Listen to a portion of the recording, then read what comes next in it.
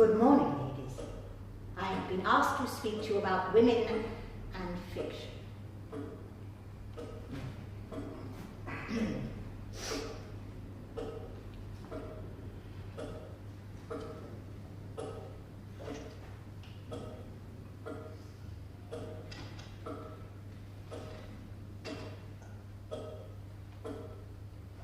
Welcome.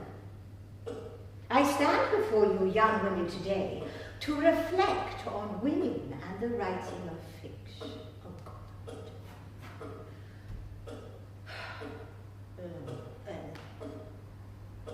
As a fellow woman and your lecturer today, oh Christ, what is the true meaning of women's writing and the... Oh, this is impossible.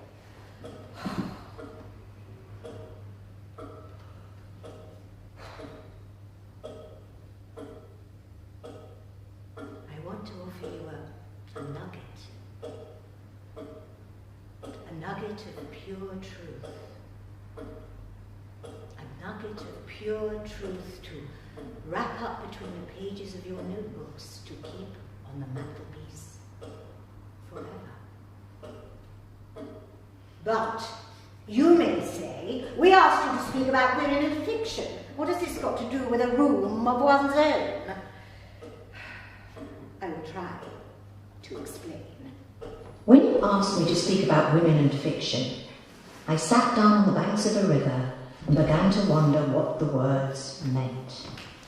They might mean simply a few remarks about Fanny Burney, a few more about Jane Austen, a tribute to the Brontes and a sketch of Haworth Parsonage under snow, some witticisms, if possible, about Miss Mitford, a respectful allusion to George Eliot, a reference to Mrs. Gaskell, and one would have done. But on second sight, the words seem not so simple. The title Women in Fiction might mean, and you may have meant it to mean, women and what they are like.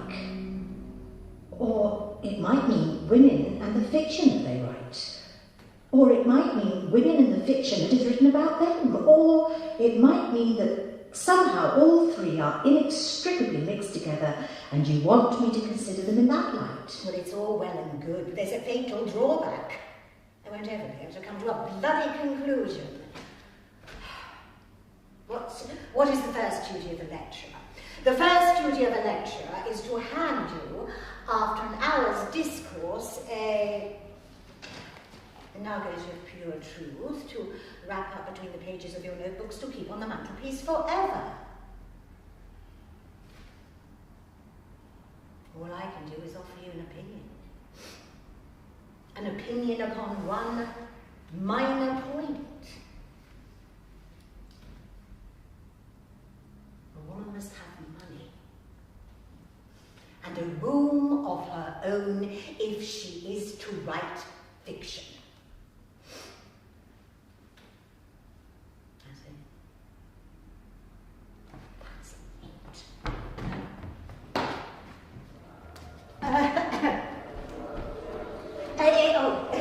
It is with great pleasure that I stand before you, young women, here at Gerrard today, speaking on a topic very close to my heart.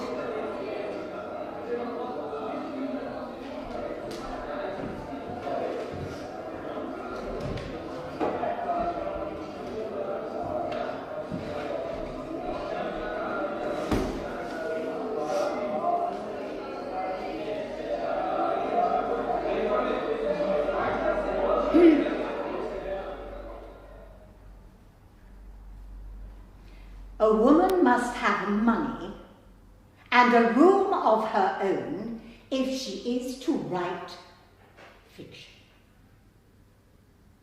Here then am I.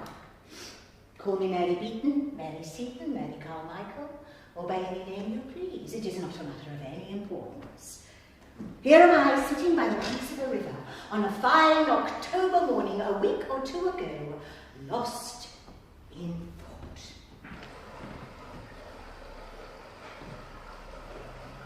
The river reflected whatever it chose of sky and bridge and burning tree. There one might have sat the clock round, lost in thought. Thought, to call it by a proud name that it deserved, had let its line down into the stream. It swayed minute after minute, hither and thither among the reflections and the weeds, letting the water lift it and sink it until... You know the little tug, that sudden conglomeration of an idea at the end of one's line, and the cautious hauling of it in and the careful laying of it out. Alas, laid on the grass, how small, how insignificant this thought of mine looked. The sort of fish that a good fisherman puts back into the water so that it may grow fatter and be one day worth cooking and eating. This thought, ladies, this thought, small and elusive as it was, at once became very important, exciting, and as it darted and sank, it set up such a wash and tumult of ideas, it was impossible for me to sit still. I found myself walking rapidly across a grass plot in the sanctity of that seat of learning known as Oxbridge. Instantly, a man's figure rose to prevent me. Well, at first, I did not understand that the gesticulations of this curious-looking object in cutaway coat and evening shirt were aimed at me. His face expressed horror and indignation. Instinct, rather than reason, came to my help. He was a beetle, I was a woman. This was the turf, there was the path. Only the fellows and scholars are allowed here. The gravel is the place for me. As I regained the path, the beetle's arm sank, his face assumed its usual repose, and though turf is better walking than gravel, no very great harm had been done except this rule. This law had sent my little fish of a thought into hiding. I mean, what idea it had been that had sent me so audaciously trespassing, I could not now remember.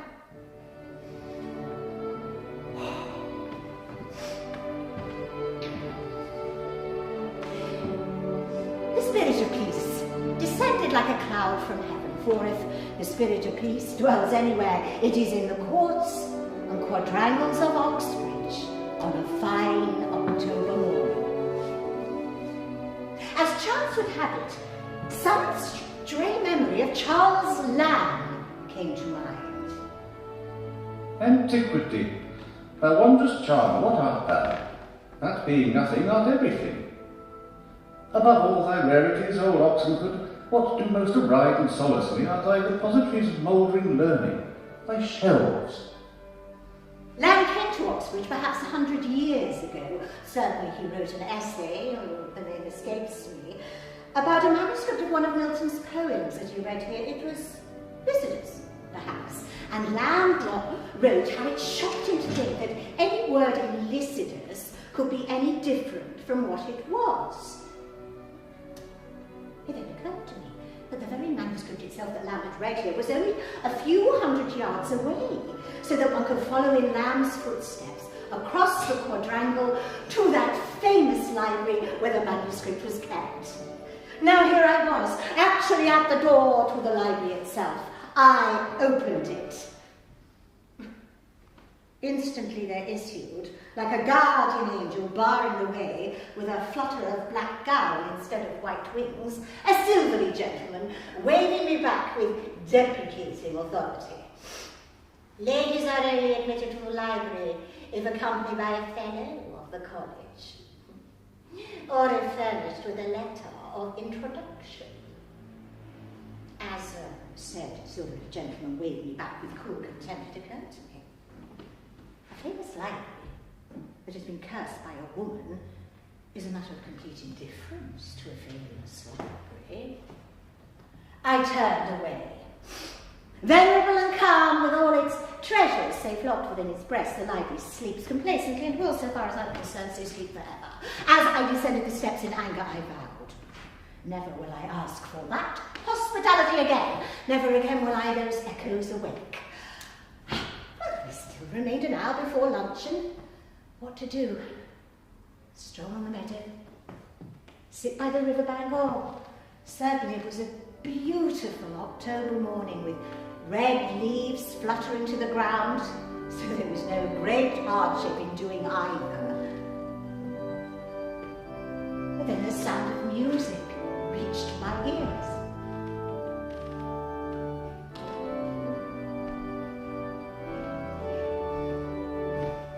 The organ complained magnificently as I passed the chapel door, but I had no wish to enter. After all, the verger might stop me, demanding perhaps my baptismal certificate, or a letter of introduction from the dean, or God himself.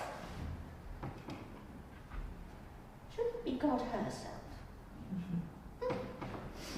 Well, the outside of these magnificent buildings are often as beautiful as the inside, and as I leant against the wall of that august edifice, I allowed my anger to dissolve. The high domes and pinnacles, like a sailing ship, always voyaging, never arriving, lit up at night, and visible for miles far away across the hills. Once, presumably, this quadrangle with its smooth lawns, its massive buildings, and the chapel itself was mere marsh, where the grasses waved and the swine whittled. But it had been transformed into this pinnacle of learning and tradition. An unending stream of gold and silver, I pondered, must have flowed into this court perpetually to keep the stones coming and the masons working. Lands were granted, tithes were paid, lectureships endowed.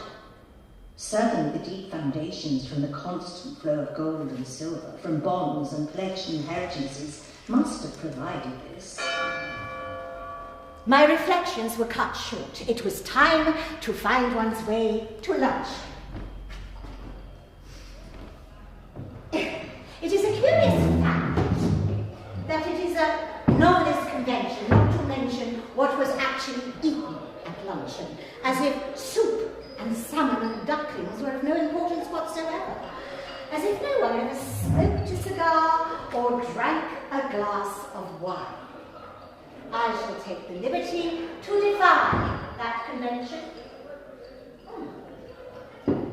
Lunch on this occasion began with soles, sunk in a deep dish and covered with a counterpane of the whitest cream. Next came partridges, with all their retinue of salads and sauces, both sharp and sweet. There was a dish of steaming potatoes, slices of Phileas coins, and a dazzling array of succulent vegetables. Well, no sooner had the roast been done with than the silent servant had set before me a confection of perfection, wreathed in napkins with all sugar rising from the waves, not to call it pudding as they related to rice and tapioca will be an insight. Meanwhile, the wine glasses had been flushed yellow, flushed crimson, had been filled and emptied and refilled.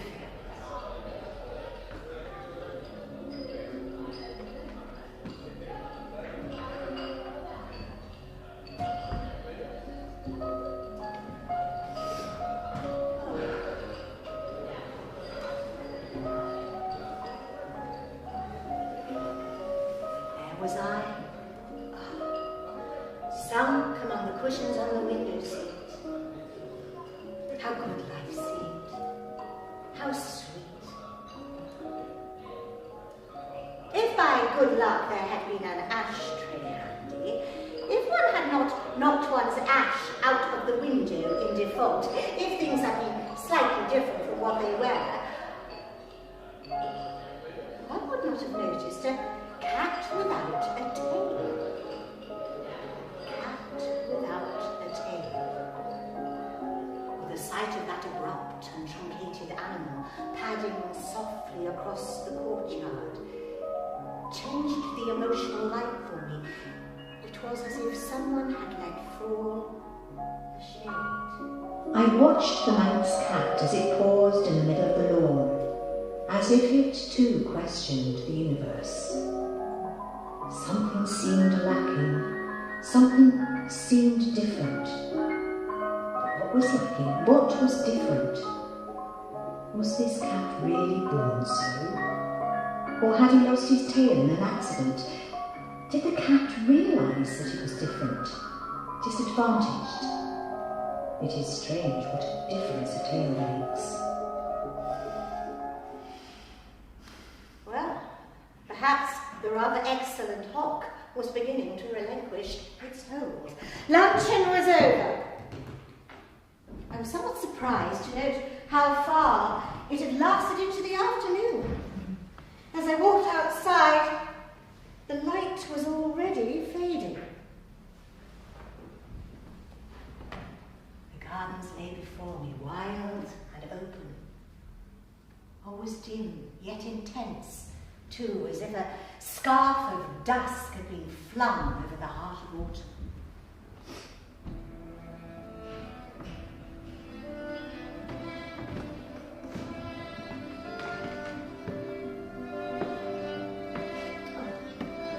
Having taken a wrong turning, somewhere on the path to Headingley, lost as I had been in a long reverie about Tennyson, Rossetti, and the strangeness of cats without tails, and having retraced my steps, I found myself arriving at Vernon some hours later, just as dinner was being served in the great dining room. As I seated myself with the other women in the big dining room and dinner was served, I noted the fare before me. Here was the soup, a plain gravy. There was nothing to stir the fancy in that. One could have seen through the transparent liquid any pattern that there might have been on the plate itself. But there was no pattern. The plate was plain. Next came beef, with its attendant greens and potatoes, a homely trinity, suggesting the rumps of cattle in a muddy market, and sprouts curled and yellowed at the edge, and bargaining and cheapening, and women with string bags on Monday morning.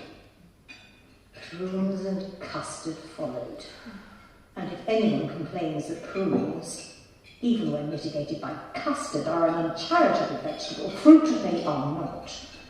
Stringy as a miser's heart and exuding a fluid such as might run in miser's veins. Biscuits and cheese came next.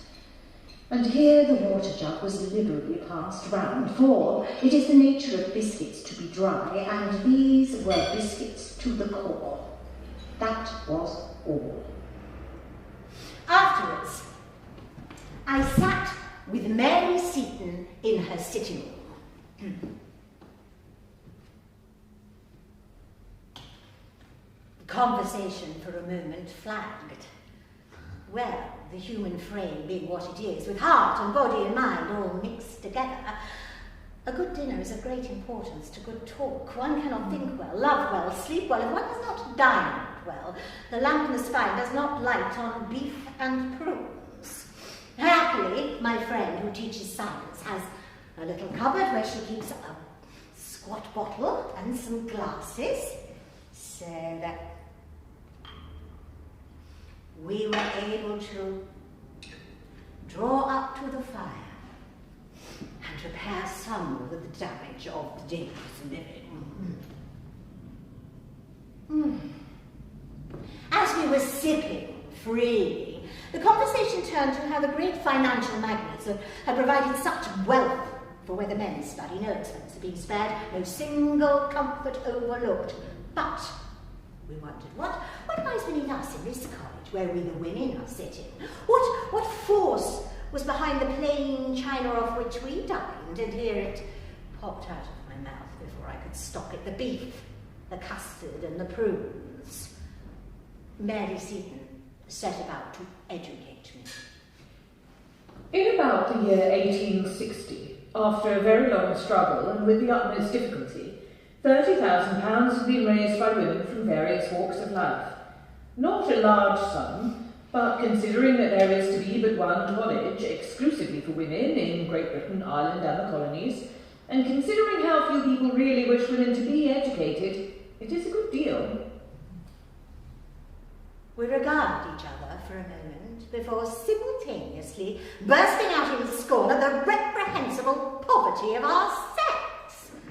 Well, the fact of all those women working year after year after year and finding it hard to get barely £2,000 together, let alone a collected 30. I mean, what had our mothers been doing that they had no wealth to leave us? Powdering their noses, looking in shop windows, flaunting in the sun like Monte Carlo. I paced. There were some photographs on the mantelpiece. I settled my gaze on Mary's mother. How had she squandered her youth such that she had left no money for us to purchase books and dine on sole and partridges, to sip fine wines and savour puddings wreathed in napkins with all sugar rising from the waves? If she'd only been mindful enough to have left £200,000 or £300,000 to Burnham, we could have been sitting at our ease tonight, and the subject of our talk might have been archaeology, botany, the nature of the atom, astronomy, or geography. We might have been exploring or writing, sitting and contemplating on the steps of the Parthenon, or going at 10 to an office and coming home comfortably at 4:30 to write a little poetry. I looked more closely at this feckless creature. No woman may well have been a wastrel in her spare time, but what I saw was a homely body wearing a plaid shawl. I could see no hint of the gay and dissipated lifestyle in the contours of her bland face. Just an old woman sitting in a basket chair. Next, Seaton then informed me that her mother, or was it her grandmother, had had 13 children by a minister of the church. 13 children. And I let this fact sit like a dry biscuit on a plate. Well, if only our mothers, and our grandmothers, and our mothers before them, and Mrs. Seaton and the like, had gone into business at the age of 15, what couldn't we women have achieved? What heights? But there was a snag in the argument. I picked up the dry biscuit. Had they done so, there could have been no Mary. What, I asked, did Mary think of that? She explained. Endowing a college would necessitate the complete suppression of families. Making a fortune and bearing 13 children, well, no human being could stand it. I considered the facts. First, there are the 9 months before the baby is born. Then the baby is born. Then there are 3 or 4 months spent in feeding the baby, and after the baby is fed, there is certainly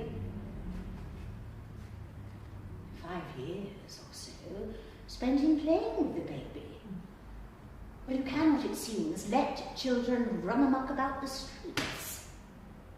People say that human nature is formed between the years of 1 and 5, so these small humans must be attended to. Unease. 13 children. Unease developed into indignation. Indignation into fury. I realised it was quite useless to ask what might have happened had Mrs. Seaton and her mother before her, amassed great wealth to lay beneath the foundations of the college and the library, because in the first place, to earn money was impossible for them. In the second, had it been possible, the law denied them the right to possess what money they earned. At any rate, whether or not the blame rested with that old lady in the photograph, there could be no doubt that our mothers had mismanaged their affairs very gravely. I mean, not a penny could be spared for partridges and wine, beetles and turfs, books and cigars, libraries and leisure. No.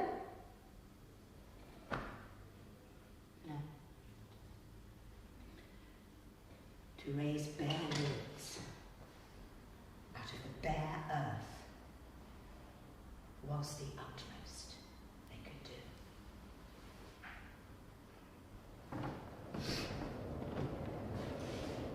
Later, I pondered why it was that Mrs. Seton had no money to leave us, and what effect poverty has on the mind, and what effect wealth has on the mind. I thought how unpleasant it is to be locked out, and I thought how it is worse, perhaps, to be locked in. I thought at last that it was time to roll up the crumpled skin of the day and cast it into the hedge.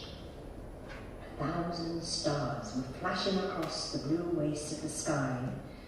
One seemed alone with an inscrutable society.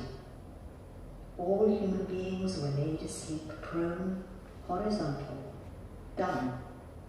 Nobody was stirring in the streets of Oxbridge.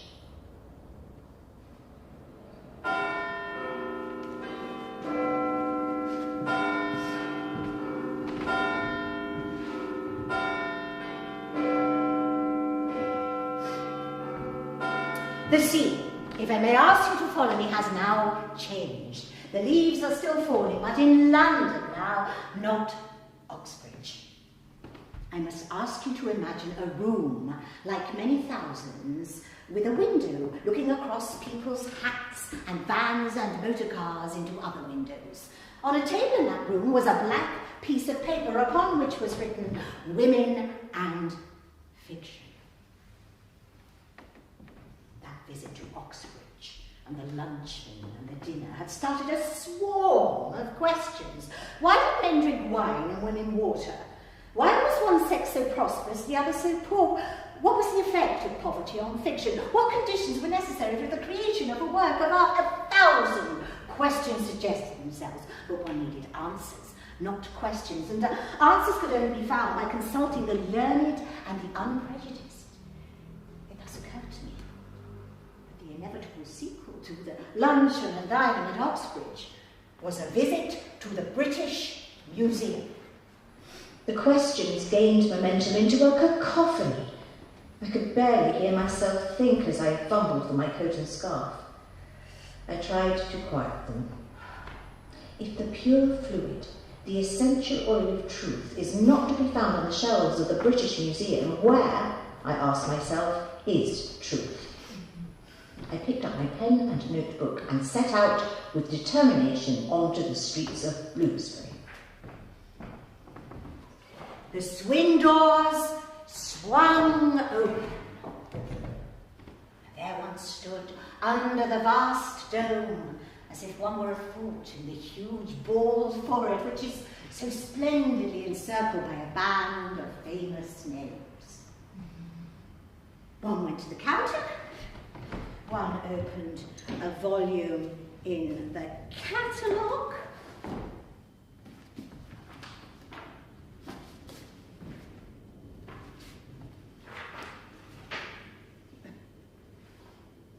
Then followed 5 separate minutes of stupefaction, wonder, and bewilderment. Have you any notion of how many books are written about women in the course of 1 year?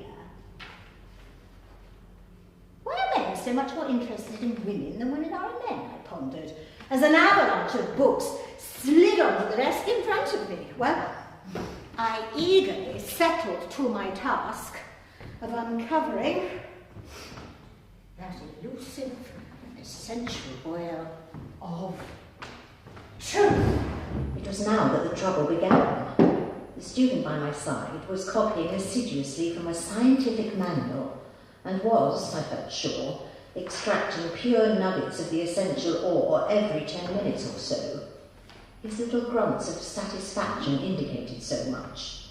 But if, unfortunately, one has had no training in a university, the question, far from being shepherded to its pen, flies like a frightened flock hither and thither, helter-skelter, pursued by a whole pack of hounds. Professors, schoolmasters, sociologists, clergymen, novelists, essayists, journalists, men who had no qualifications save that they were not women, chased my simple and single question. Why are women poor? Why are women poor? Now we are coming to the crux. I looked at my notes under the heading Women and Poverty. These are some of the conclusions that these illustrious gentlemen arrived at. Women are poor because condition in Middle Ages of, habits in Fiji Islands of, worshipped as goddesses by, weaker in moral sense than, South Sea Islanders age of puberty among, offered a sacrifice to small size of grain of less hair on body than men of.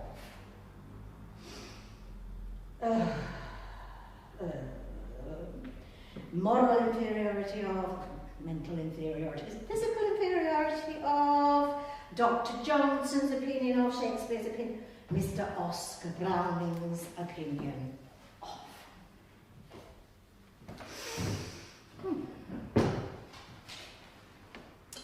I drew breath.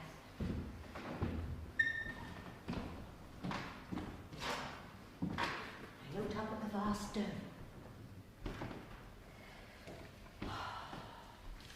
This single harassed thought consumed me. Why is it these wise men can never agree? Why can't they come to a bloody conclusion? It's impossible to make head nor tail of it all. Truth had slipped through my fingers, every drop had escaped. I was left diminished. Truth, I felt humiliated. I mean, I couldn't possibly go home. As a serious contribution to the study of women and poverty, I could not add that women have less hair on their bodies than men. Although the age of puberty among South Sea Islanders was 9. Or was it 90? I mean, it was disgraceful to have nothing more weighty and respectable to show after a whole morning's work. As I ruminated, I noticed that I had been unconsciously drawing a picture. I looked closer. I had been drawing the face and the figure of a professor. Professor Von X, I shall call him. Professor Von X was heartily engaged in writing his monumental work entitled The Mental, Moral and Physical Inferiority of the Female Sex. Professor Von X was not a man attractive to women.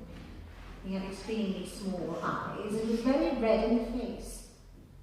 He seemed to be labouring under some vicious emotion that made him jab his pen on the paper as if he were killing some noxious insect as he wrote. Why? Had he been laughed at, to adopt the Freudian theory, in his cradle by a pretty girl? Whatever the reason, the professor was made to look very angry and very ugly in my sketch. As he wrote his great book upon the inferiority of women, it occurred to me that anger had snatched my pencil. Anger.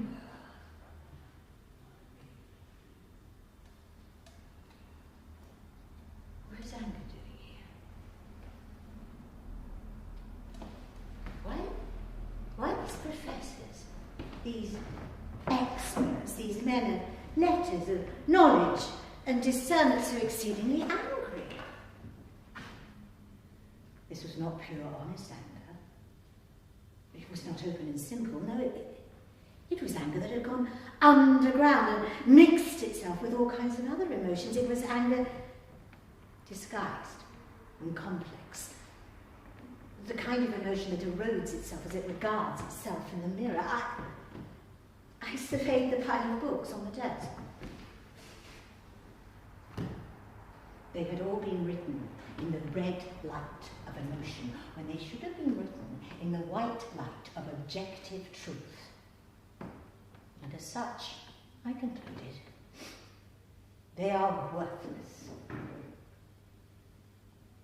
I decided to narrow my inquiries and turned to Professor Trevelyan's History of England. I looked up women, found position of. Professor Trevelyan states that in 1470, just after the time of Chaucer, that... Wife-beating is the recognised right of man. It should be practised without shame. The daughter who refuses to marry the gentleman of her parents' choice must be locked up, beaten, and flung about the room. I read that again. Wife-beating is the recognised right of man. It should be practised without shame. The daughter who refuses to marry the gentleman of her parents' choice must be locked up, beaten, and flung about the room. Professor Trevelyan's next reference to the position of women was some 200 years later in the age of Shakespeare. Women of the upper and middle class do not choose their husbands. A suitable husband is assigned, and once the husband has been assigned, the wife becomes his possession, his chattel. The husband lawfully was the lord and master. His word was law. Professor Trevelyan went on to observe how Shakespeare portrays his female characters and states, somewhat ironically, I thought, that Shakespeare's women do not seem wanting in personality and character. This caught my eye. Now certainly, if we consider it, Cleopatra, well, she must have had a way about her. Lady Macbeth, one might assume, had a will of her own. Rosalind, one might conclude, was an attractive girl. I mean, Professor Trevelyan is stating no more than the truth when he says that Shakespeare's women are not wanting in personality and character. Not being an historian, one might go even further and say that women have burnt like beacons in all the works of all the poets since the beginning of time. Clytemnestra, Antigone, Cleopatra, Lady Macbeth, Phaedra, Cressida, Rosalind, Desdemona, the Duchess of Malfi, among the dramatists. Then, among the prose writers, Millamant, Clarissa, Becky Sharp, Anna Karenina, Emma Bovary, the names flock to mind. These are not women wanting in personality and character. Indeed, if woman had no existence save in the fiction written by a man, one might imagine her to be a person of the utmost importance, very various, heroic and mean, splendid and sordid, infinitely beautiful and hideous in the extreme, as great as a man, some think even greater. But this is woman in fiction. In fact, she was locked up, beaten, and flung about the room.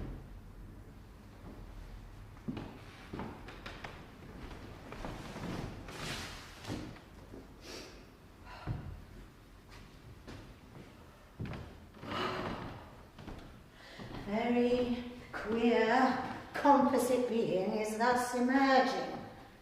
Imaginatively, she's completely significant. Practically, she's completely insignificant. She pervades poetry from cover to cover. She's all but absent from history. She dominates the lives of kings and conquerors in fiction. In real life, she can barely read, scarcely spell, and is the property of her husband. Certainly is an old monster. If one reads the historians first and the poets second, a worm winged like an eagle, the spirit of life and beauty in a kitchen chopping up suet. And there was I, asking why women did not write poetry in the 16th century. They evidently had no money, they had no education, and they certainly had no room of their own within which to write it. According to Professor Trevelyan, they were married whether they liked it or not, and promised before they were barely out of the nursery. I mean, it would have been extremely odd. No. Impossible. Impossible for a woman to have written the works of Shakespeare in the age of Shakespeare. You may well ask why. I will try to explain.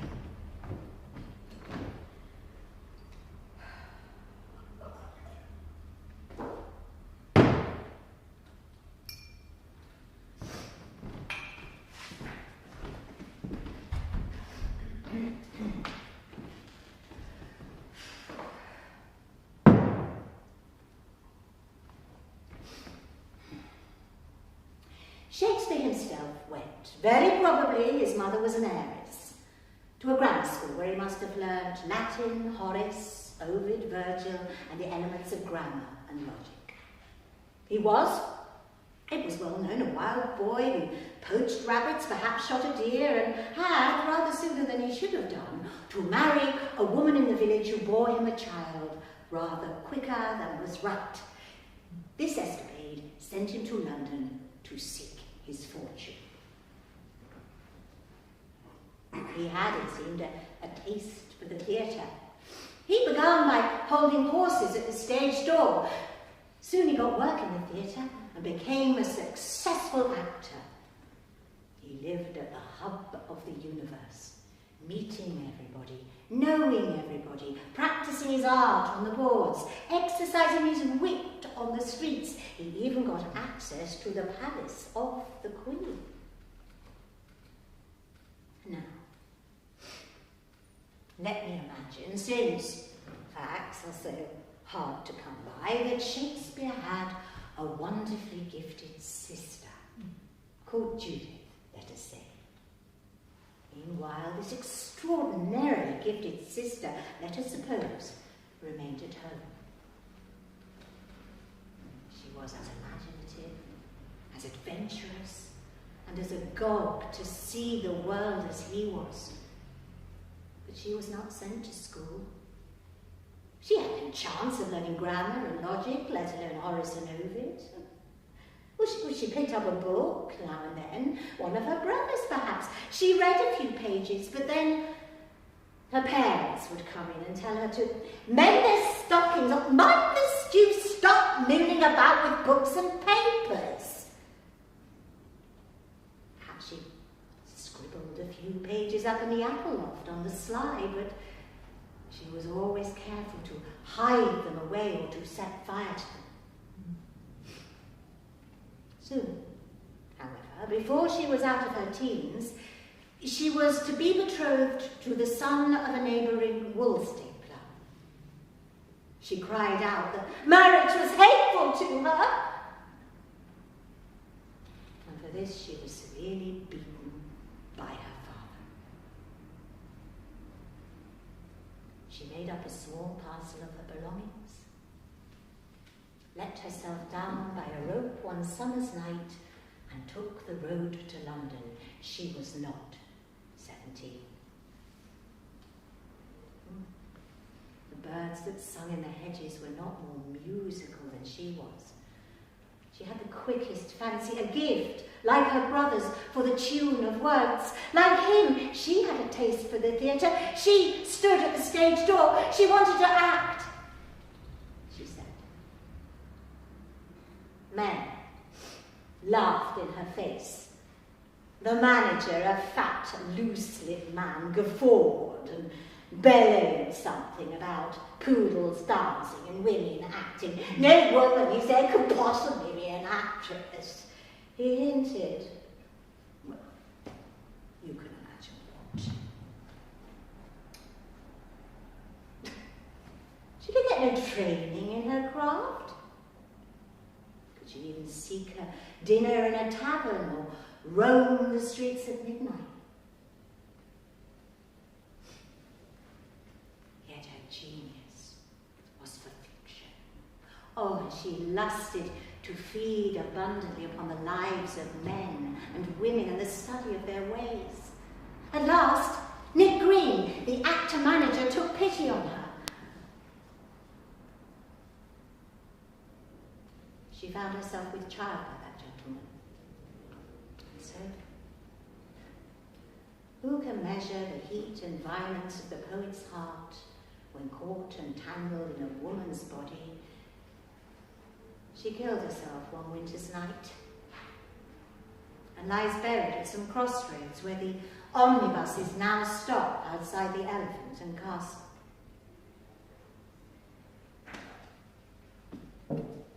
This, more or less, is how the story would run, I think, if a woman in Shakespeare's day had had Shakespeare's genius.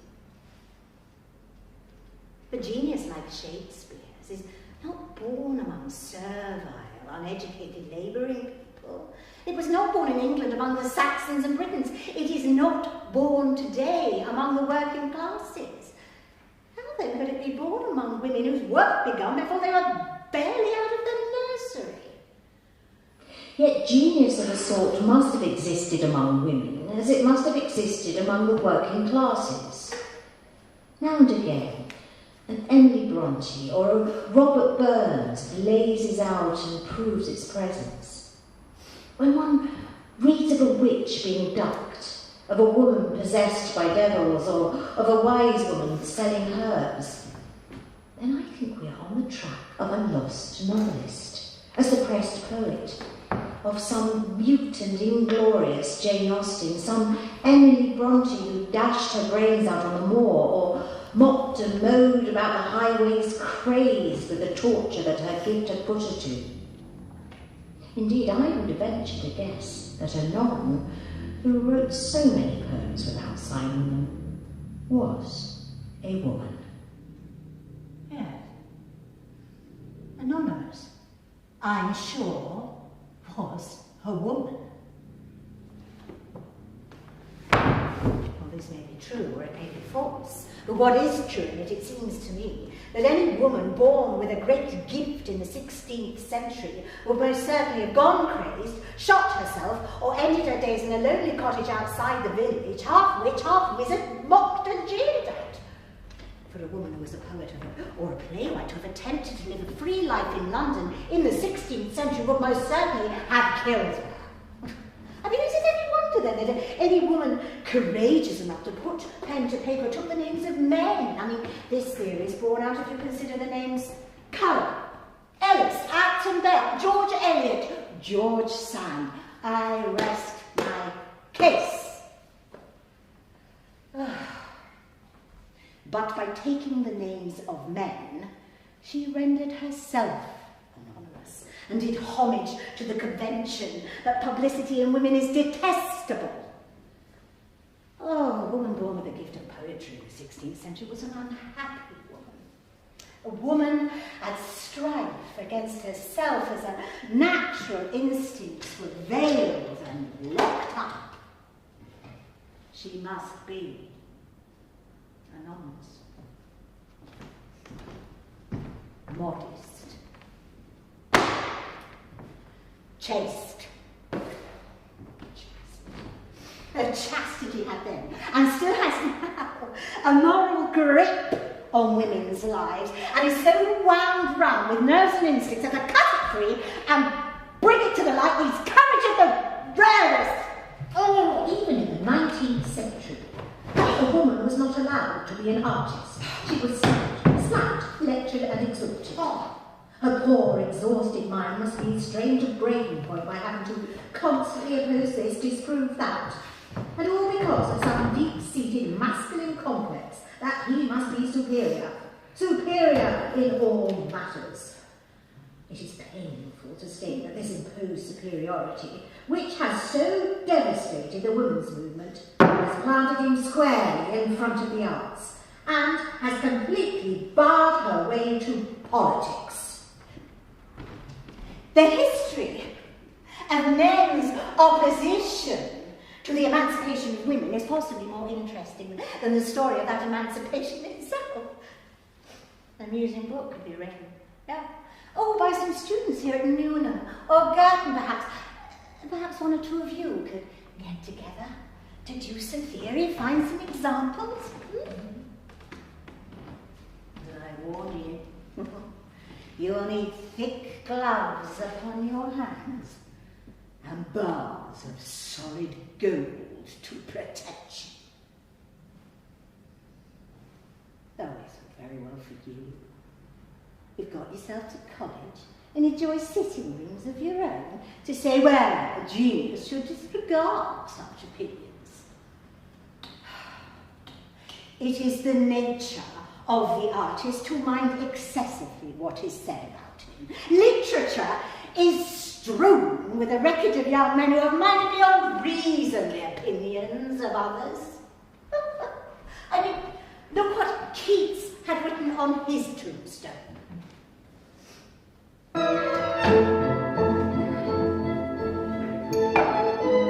mind of the artist must be incandescent. All desire to preach and protest must be absent, so that poetry can flow freely.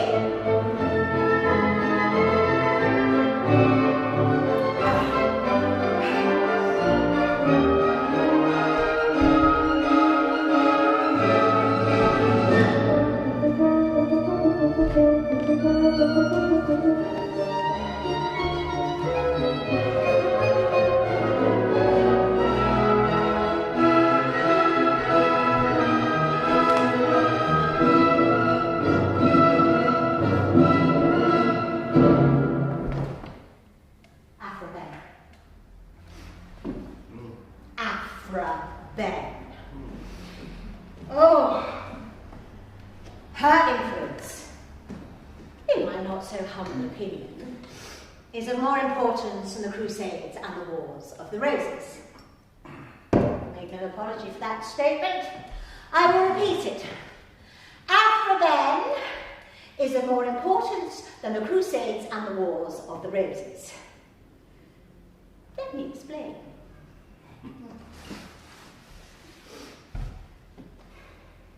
Afra Ben was a woman forced by the death of her husband and some unfortunate adventures of her own to make her living by her wits alone. This meant that she had to work on equal terms with men. Now, this was no simple matter in the Restoration period when she lived.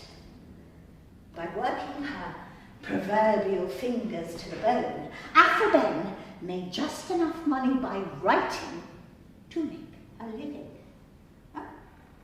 Now, the importance of this fact outweighs anything that she actually wrote. For Afra Ben began to prove that a woman writing is not the sign of a distracted mind. The solid fact she showed was that a woman could make money by writing. So the middle-class woman began to write. Bravo! For if pride and prejudice matters, if Villette and Wuthering Heights and Middlemarch matter, then it matters more than I can prove in an hour's discourse that women generally are not merely the lonely aristocrat locked up in her country house among her folios and flatterers, but that women generally began to write. Without the forerunners, Jane Austen, the Brontes, George Eliot could no more have written than Shakespeare could have written without Marlowe. Marlowe without Chaucer, and Chaucer without the forgotten poets who paved the way and tamed the natural savagery of the tongue. For masterpieces are not single and solitary births. They are the outcome of many years of thinking in common, of thinking by the body of people so that the experience of the many is behind the single voice.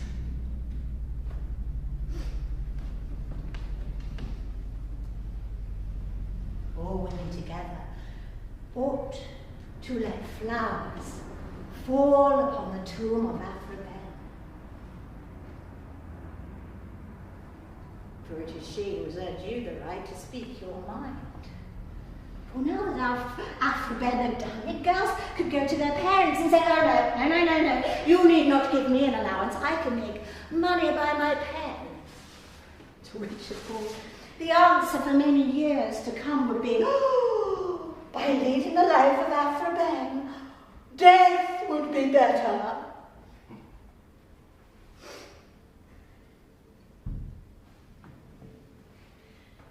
But it is she, shady and amorous as she was, that makes it not quite fantastic for me to say to you tonight, earn 500 a year by your wits.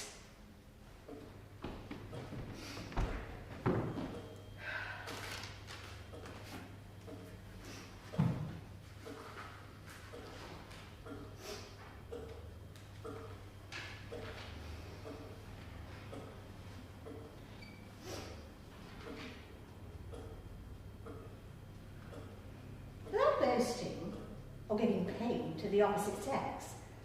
One may say that Pride and Prejudice is a good book. Yet, Jane Austen was glad that a hinge creaked so that she could hide her manuscript before anybody came in. To Jane Austen, there was something disreputable about having written Pride and Prejudice. And I wondered, would Pride and Prejudice have been a better novel if she had not found it necessary to hide her manuscript from visitors? I would have paid you two to see.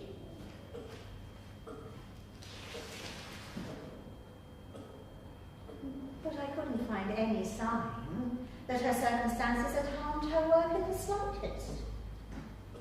That, perhaps, was the chief miracle about it. Here was a woman in the 1800s writing without fear, without hatred, without bitterness, without preaching, without protest. That was how Shakespeare wrote. Well, if Jane Austen suffered in any way at all from her circumstances, it was in the narrowness of life that had been imposed upon her. I mean, she never went about alone, she never travelled, she never crossed London in an omnibus by herself, or ate her lunch in a shop by herself, but perhaps it wasn't in Jane Austen's nature to want what she had not. Her gift and her circumstance matched each other completely. But was this true of Charlotte Bronte? Now, the woman who wrote Jane Eyre had more genius in her than Jane Austen. But she will write of herself. What do I mean by this? Her books, they're twisted and deformed. She will write in a rage where she should write calmly. She will write of herself where she should write of her characters. She is at war with her lot. How could she help her? Die young, cramped and thwarted.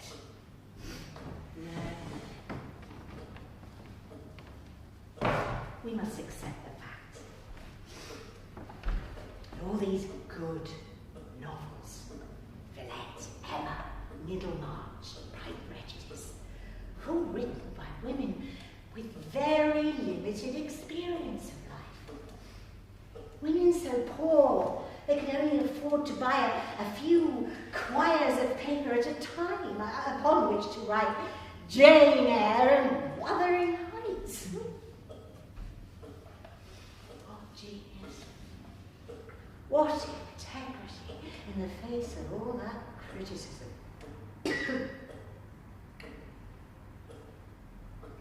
In the midst of that purely patriarchal society, to hold fast to the thing as they saw it, without shrinking. Only Emily Bronte and Jane Austen managed it. It is another feather, perhaps the finest in their caps, that they wrote as women write and not as men write. They alone were deaf to that persistent voice, that voice that cannot let women alone but must be at them like some too conscientious governess. Well, it would have needed a very stalwart young woman in about the 1800s to have disregarded all those snubs and chidings. One would must have been something of a firebrand to have said to oneself, no. You cannot buy literature too. Literature is for everybody. It is such a blasted effort to keep thinking about one sex as distinct from the other. It is fatal for a writer to be a man or a woman, but one must be woman-man or man-woman. The word fatal is not just a figure of speech. I do not use it loosely. It is fatal for a woman to write any grievance whatsoever from the point of view of being a woman. However justified, she must not show an opinion. She must not speak, argue, or plead however eloquently, with any sort of conscious bias. To do so dooms her work, and thus her true self, to death.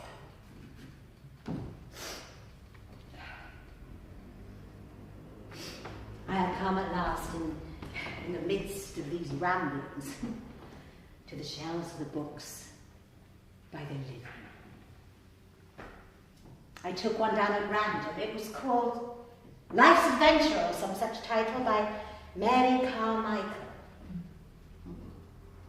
I let my eye run up and down the page. The very first words I read were, Chloe liked Olivia. Do not start, do not blush. Let us admit in the privacy of our own society that these things sometimes happened. Chloe liked Olivia, I read again and then it struck me how immense a change was here. Chloe liked Olivia, perhaps for the first time in literature. Cleopatra did not like Octavia, and how completely Antony and Cleopatra would have been altered had she done so. Cleopatra's only feelings for Octavia were ones of jealousy. Is she taller than I am? How does she do her hair? The play, perhaps, requires no more, but how much more interesting would it have been if the relationship between these women had been more complicated? So much has been left out, so much unattempted. Almost without exception, women are seen in relation to men. I continued, looking down at the page again. It is becoming evident that women, like men, have other interests besides the perennial interests of domesticity. Apparently they shared a laboratory. I read on and discovered that these two young women were engaged in mincing liver and setting about finding a cure for pernicious anemia. Here then was a new relationship. Chloe liked Olivia.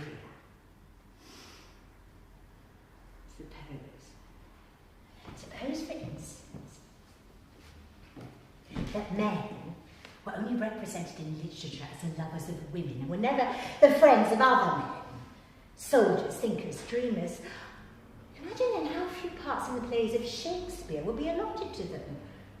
Well, we'd still have most of Othello, a great deal of Antony, but no Brutus, no Caesar, no Hamlet, no Lear, no Janquis. Literature would be incredibly impoverished. Literature is impoverished beyond counting by the doors that have been slammed upon women. Locked in one room, married against her will. How could a dramatist give a full and truthful and interesting account of her? Love, oh God, love. Oh, love has been the only possible interpreter. The poet has been forced to be either passionate or bitter.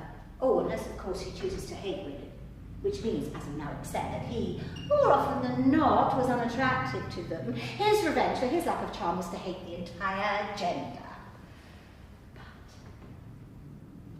if Chloe likes Olivia, and if they share a laboratory, which of itself makes their relationship more lasting and interesting, and if Mary Carmichael can write, and if they each have 500 a year and a room of their own, then I think something of great importance has just happened. Oh, here I would stop. But the pressure of convention decrees that every speech should end with a peroration. And a peroration aimed at women should have something particularly moving and exalting about it. I should employ you to aim higher, to be more spiritual. When I rummage in my own mind, I find no noble sentiments. All I find myself saying is it's more important than anything else to be oneself. Think of things in themselves. Women are hard on women. Women dislike women. women. And you're not sick to death of the word. I can assure you that I am. Let us agree then that a paper read by a woman to women should end with something particularly disagreeable.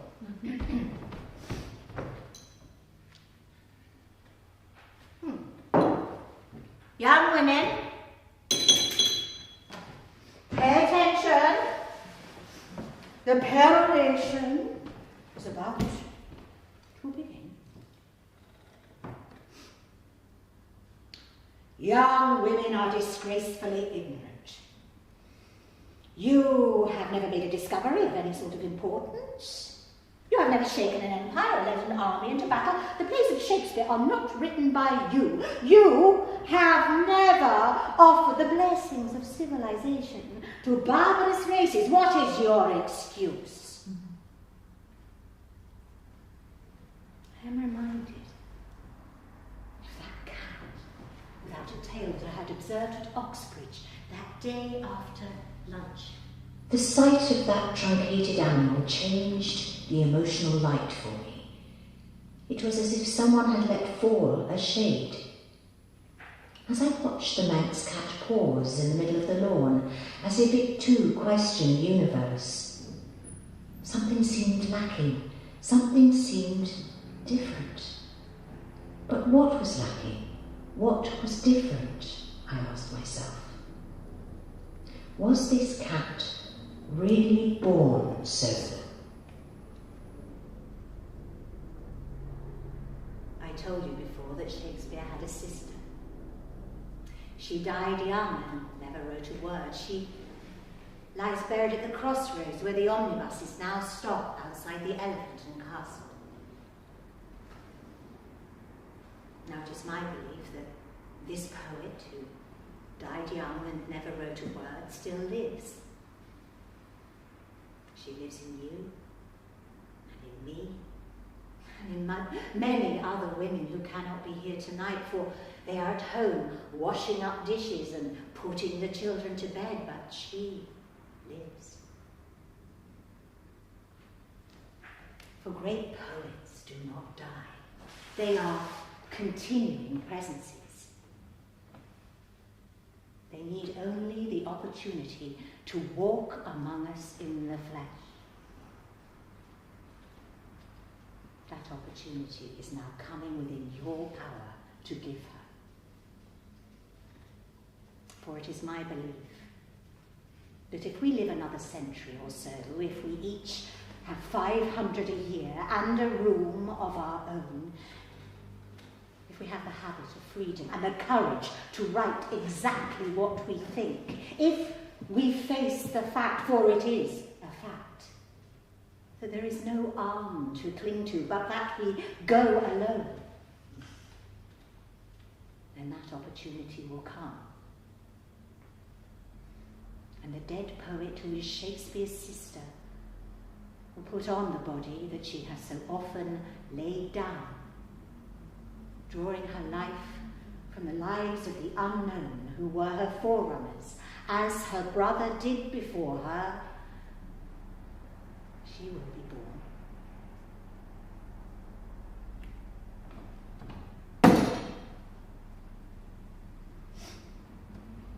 I refuse to let you, beadle though you are, turn me off the grass.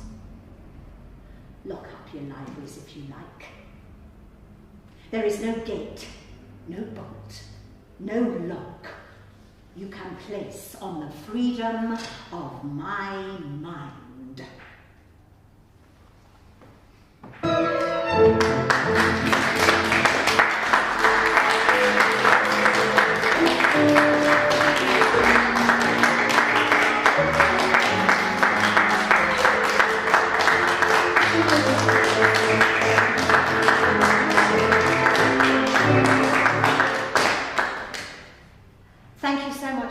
Coming out into the cold tonight to be with us here at this space. You've been a fantastic audience.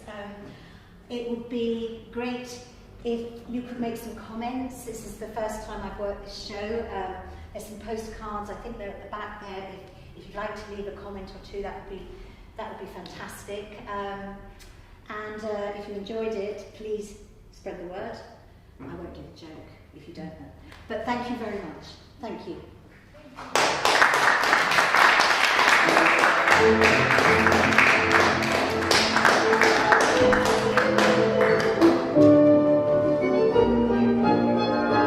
Thank you.